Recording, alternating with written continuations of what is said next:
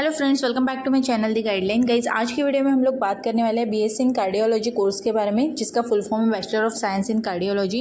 ये टोटल आपका 3 इयर्स का कोर्स रहता है। इसके एलिजिबिलिटी क्राइटेरिया की बात करते हैं तो आपका एजुकेशनल क्वालिफिकेशन होना चाहिए 12th साइंस स्ट्रीम में, जिसमें आपके physics, chemistry and biology compulsory subjects रहेंगे।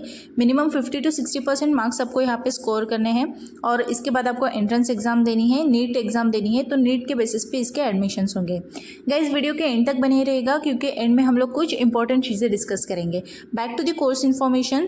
तो ये जो है आपका 3 इयर्स का जो कोर्स है, इसमें आपको बहुत सारे अलग अलग सब्जेक्ट सीखने मिलेंगे, जैसे human anatomy, physiology, biochemistry, then microbiology, pharmacology, cardiac care technology, cardiac procedure, echocardiography, electrocardiography, ऐसे बहुत सारे अलग अलग सब्जेक्ट्स आपको यहाँ पे सीखने मिलते हैं।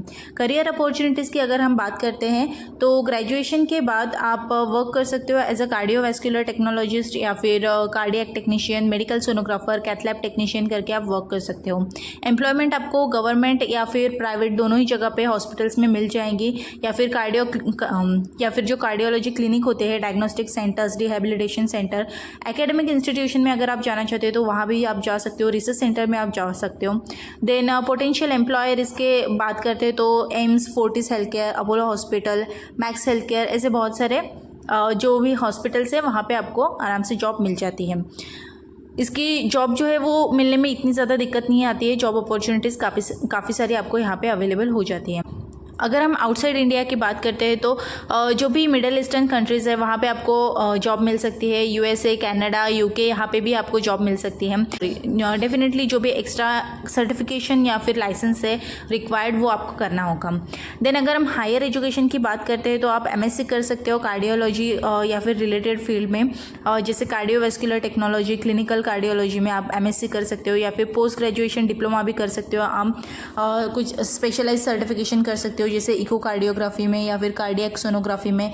आगे जाके आप पीएचडी प्रोग्राम्स के लिए भी एनरोल कर सकते हो अगर आपको रिसर्च में जाना है या फिर एकेडमिक फील्ड में जाना है तो। अगर हम यहाँ पे सैलरीज़ की बात करते हैं तो cardiovascular technologist 2 to 5 lakh per annum तक इंडिया में अच्छे से कमा लेता है।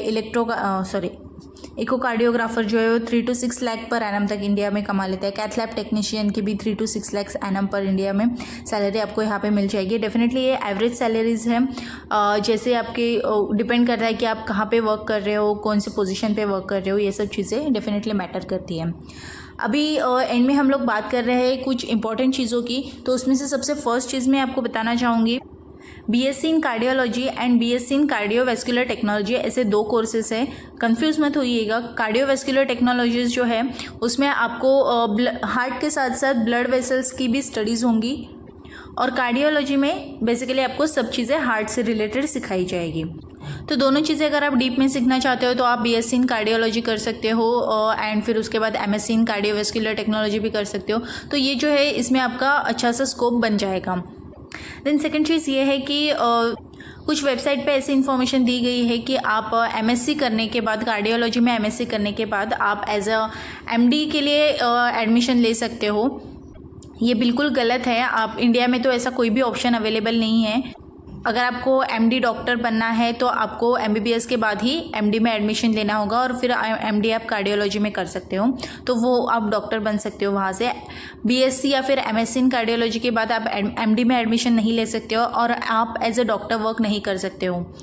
थर्ड चीज़ ये है कि कार्डियोलॉजिस्ट और कार्डियक सर्जन में डिफरेंस है। कार्डियोलॉजिस्ट जो है, बहुत सारे लोग जो बीएससी या फिर एमएससी करने के बाद कार्डियोलॉजी में जो वर्क करते हैं उसको हम कार्डियोलॉजिस्ट बोलते हैं, क्योंकि वो सब प्रोसीजर्स परफॉर्म कर रहे हैं। बट बीएससी या फिर एमएससी के बाद आप जो भी कार्डियोलॉजिस्ट की प्रोसीजर परफॉर्म कर रहे हो उसकी वजह से आपको लोग कार्डियोलॉजिस्ट बोल सकते हैं, बट आप एज अ डॉक्टर वर्क नहीं कर सकते हो। सो कार्डियोलॉजिस्ट की जो काम है वो अलग रहेगा और कार्डियक सर्जन का काम जो है वो अलग रहेगा। So that's it for this video guys. I hope information आपके लिए हेल्पफुल रही होगी। Thanks for watching and listening.